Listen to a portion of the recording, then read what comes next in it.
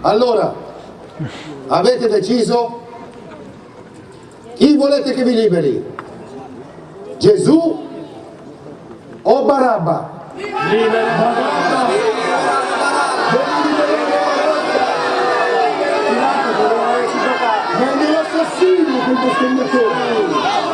Ma qui c'è un malinteso. O mi sono spiegato male io, o non avete capito bene voi. E allora ripeto, chi volete che vi liberi? Gesù di Nazareth o Barabba l'assassino?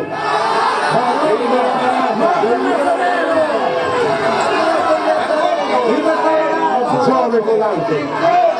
Ma allora questa gentaccia è proprio impazzita!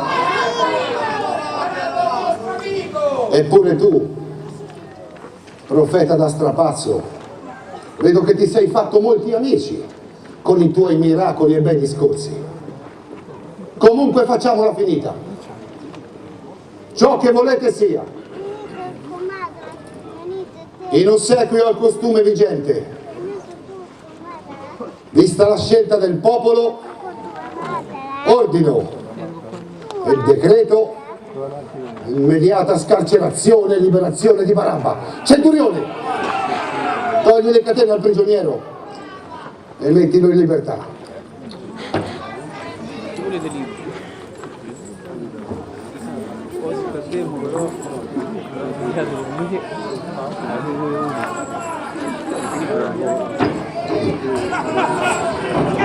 Una spacciata!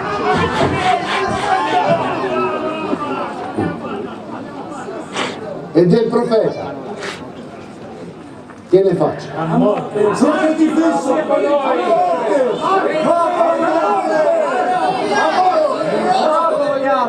Crocifiggerlo? Ma scherzate? Io non faccio crocifiggere un innocente. Uomini giudei, ascoltate. Sono disposto a venirvi incontro.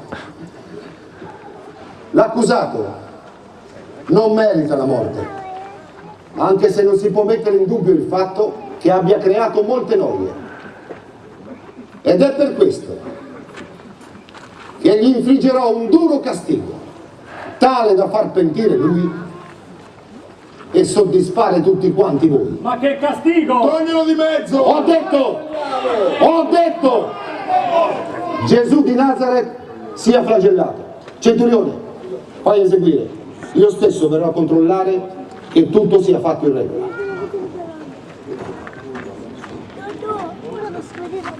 Il procuratore romano, fin dall'inizio del processo, aveva capito che Gesù era vittima dell'odio velenoso dei sinedristi, toccati nel vivo dei loro privilegi. Aveva capito che quella era solo una disputa di carattere religioso e che il popolo era solo un gregge di pecore, o meglio, in quell'occasione, un branco di cani. Avrebbe voluto subito togliersi da quell'impiccio, ma fu trascinato dalla dialettica insidiosa delle golei del Sinedrio e dalla loro leggerezza, e di compromesso in compromesso è giunto fino a sottoporre un innocente al terribile castigo del flagello. Sperava ancora di salvare Gesù, magari martoriato, ma non era del tutto sicuro. Si trovava di fronte ad una folla inferocita, aizzata dai sacerdoti del Sinedrio.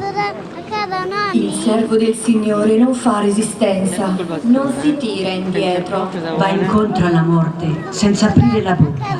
Come un agnello portato al macello, Presenta la schiena a chi lo percuote e le guance a chi gli strappa la barba.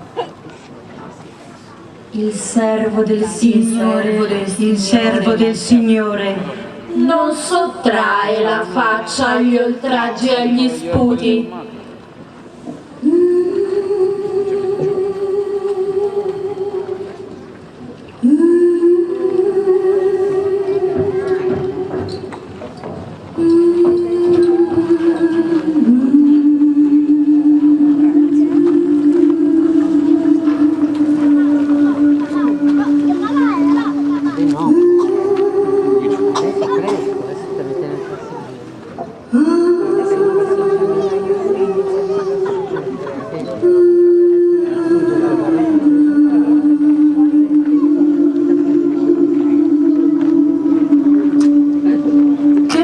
fatto? Ha dato gli occhi ai ciechi, le orecchie ai sordi, la lingua ai muti. Che male ha fatto?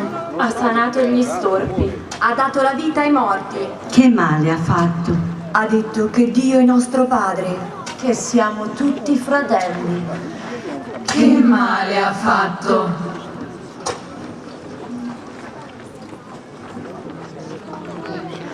Il castigo, che è salvezza per noi, pesò su di lui e le sue piaghe ci hanno guarito.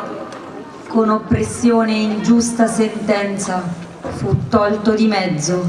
Chi si affligge per la sua sorte? Alla voce di chi insulta e disprezza, Il suo volto si copre di vergogna.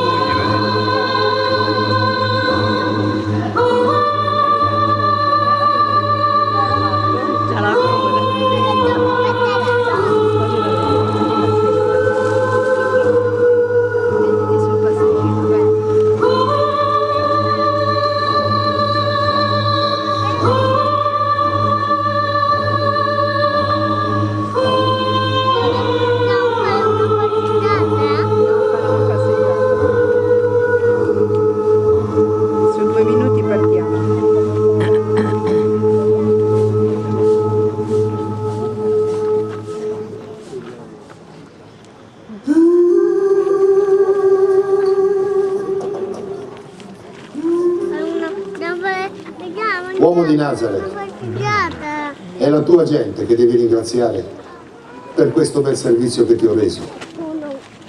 Ti ho fatto flagellare, ma ti ho salvato la vita. Intendi?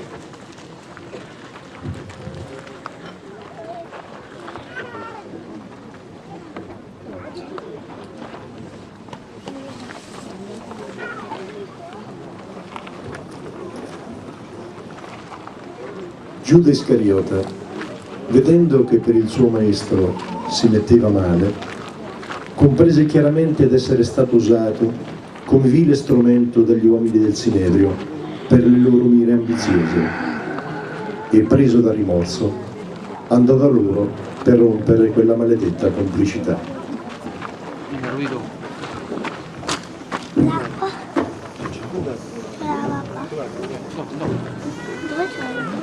Erano le 7 volte. E adesso che ci fai tu qui? Giuda Iscariota. Da dove li buchi fuori? Vecchia volpe, ma cosa ti è successo? Sei pallido come un morto. Ma non era chiusa la faccenda con te? Come vedi, tutto sta procedendo bene.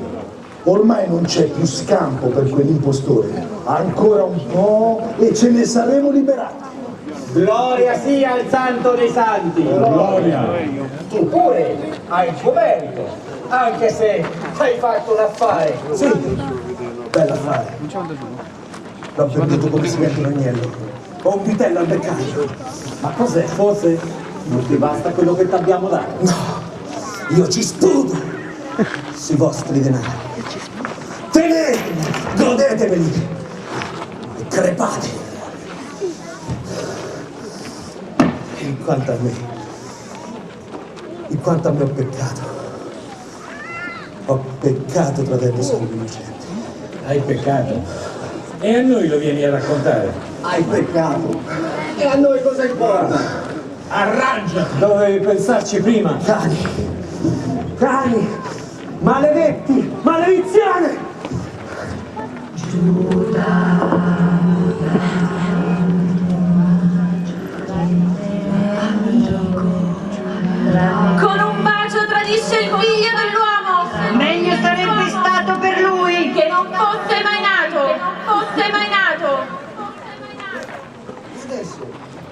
Che ne facciamo di questi denari?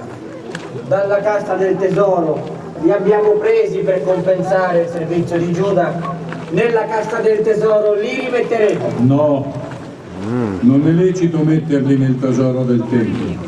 Sono il prezzo del sangue. Denaro maledetto, denaro sporco di sangue. Ma che fargli allora?